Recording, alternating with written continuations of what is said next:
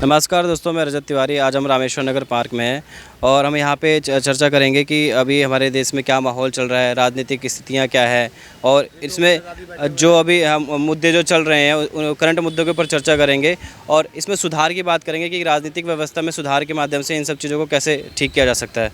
आपका स्वागत है सर। आपका नाम? मोहन। जी, मोहन जी। मोहन जी, अभी एक जो घटना है वो बहुत ज़्यादा मतलब सुनने में आ रही है, जो बंगाल में जो आरजे कर मेडिकल कॉलेज है वहाँ पे जो एक घटना हुई है, उस पर आपकी क्या प्रतिक्रिया सर? प्रतिक्रिया यही है, जो हुआ है गलत हुआ है और इसके जो वो हैं गुनाहगार उनको जल्दी से जल्दी सज़ा मिलनी चाहिए। सर ये जैसे अभी हमेशा देखो कि आंकड़ा बढ़ता ही जा रहा है, रेप वगैरह का, रेपिस्टों का आंकड़ा बढ़ता जा रहा है। 2012 में मतलब कानूनों में संशोधन हुआ था जब निर्भया का जो रेप हुआ था, निर्भया कांड जो हुआ था इसको बोलते हैं जी। क्या हुई थी? तो सज़ा तो हुई थी सर, उनको सज़ा तो हुई, लेकिन उसके बाद भी ऐसी क्या कमी रह गई है कि उसके बाद भी 12 साल बीतने के बाद भी अभी भी इस तरह की घटनाएं रुक नहीं रही हैं? ये तो सरकार का काम है ना इस घटनाओं को रोके। जी, ये तो सरकार का काम है। जो संसद है वो पूरा अपना काम तो सरकार क्यों नहीं कुछ कर रही है सर इसके लिए? आपको क्या लगता है? यही लगता है कि भाई कि वो अपना काम पूरा नहीं कर रहे और इनको करना चाहिए। संसद भी अच्छा सर, आपको क्या लगता है कि सरकार में जो है, जो हम मतदाता हैं, उसकी कितनी भूमिका है सर? सबसे ज़्यादा भूमिका तो मतदाता की है। लेकिन सर अभी इलेक्शन जीतने के बाद तो जो है मतदाताओं को तो नज़रअंदाज कर दिया जाता है सर। हाँ, तो बस वोट डालने तक ही हैं हम, उसके बाद वो हैं। तो सर जब आपको पता है कि आप वोट डालने तक हैं, उसके बाद भी तो सर आप अगली बार फिर किसी और को चुन लेते हैं। हाँ, तो वो तो हमारा हक है, हमारा राइट है वोट देना। किसी को ना किसी को तो चुनना पड़ेगा। जैसे सर मेरा ये कहने का मतलब है, जैसे आपको पता है कि जो सामने मेरे खड़ा हुआ है, जो इलेक्शन लड़ रहा है, वो ऐसे ही है, सब लोग एक ही जैसे हैं। अब मैं इसको चुनूँ, उसको चुनूँ, उसको चुनूँ। आपने इससे पहले वोट दिया है सर कभी? हाँ, देता आ रहा हूँ। आपने जिसको वोट दिया है वो इस बार जीते हैं क्या? इस बार नहीं जीते वो। अच्छा, अगर वो मान लीजिए जीत गए होते तो आपके मनपसंद का काम करते, क्या आपको लगता है? हाँ, करते जीतते तो। चलिए सर, अगर वो इस क्षेत्र से जीत जाते, लेकिन वो इस क्षेत्र में काम कैसे कर पाते? क्योंकि तो वो जो सरकार बनाते वो तो गठबंधन की सरकार बनती, सांसदों के बहुमत की सरकार बनती, तो वो तो जो उनके नेता हैं उनके अंडर में ही काम करते हैं ना, तो आपके मनपसंद का काम कैसे कर पाते सर? भाई ना करते तो फिर अब क्या कर सकते हैं उसको हम। जी।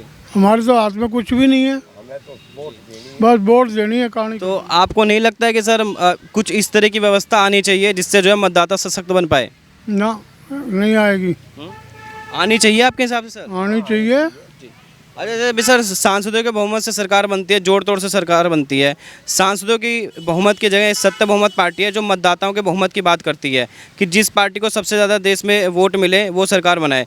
तो मतदाताओं के बहुमत से बनने वाली सरकार का आप समर्थन करते हैं सर? समर्थन करेंगे सर? हाँ, करेंगे क्यों नहीं।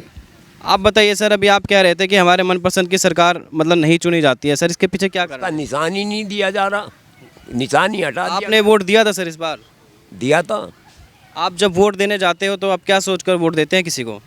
किसी को ये सोच कर देते हैं भाई कि ये पार्टी अब कैसा ही काम करेगी। और जहाँ तक है, एक दो बेर की जो पिछली टाइम गया उसमें पार्टी ने बढ़िया काम किया भी, मगर अब तो ठा गया, पार्टी को ही हटा दिया गया, उसके निशान को ही मिटा दिया गया।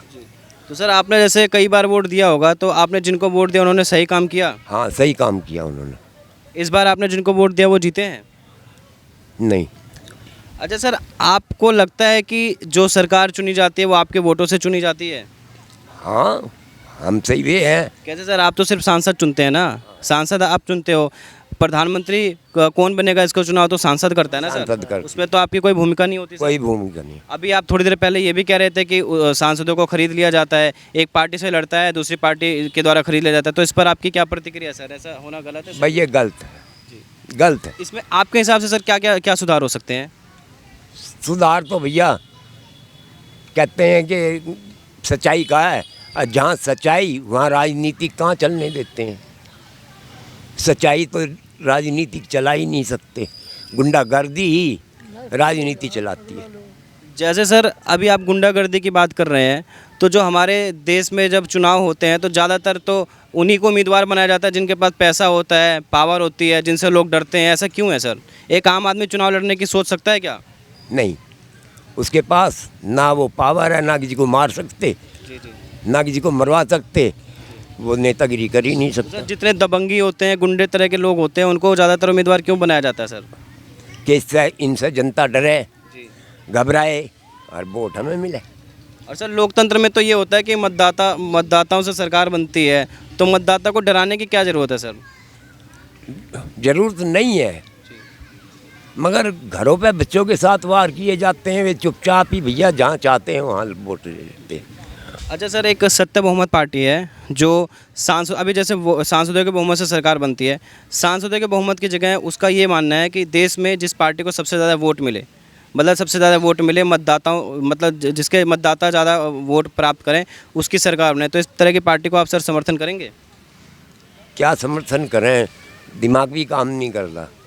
क्यों सर? हो गया है इतना बहुत अच्छा चलिए, ठीक है सर। आप अपनी प्रतिक्रिया देंगे सर, अभी जो बंगाल में जो घटना हुई है सर? बंगाल में जो कोलकाता में हुआ है वो गलत ऐसा नहीं होना चाहिए। डॉक्टर साहब में डॉक्टर किसी का भी नहीं होना चाहिए।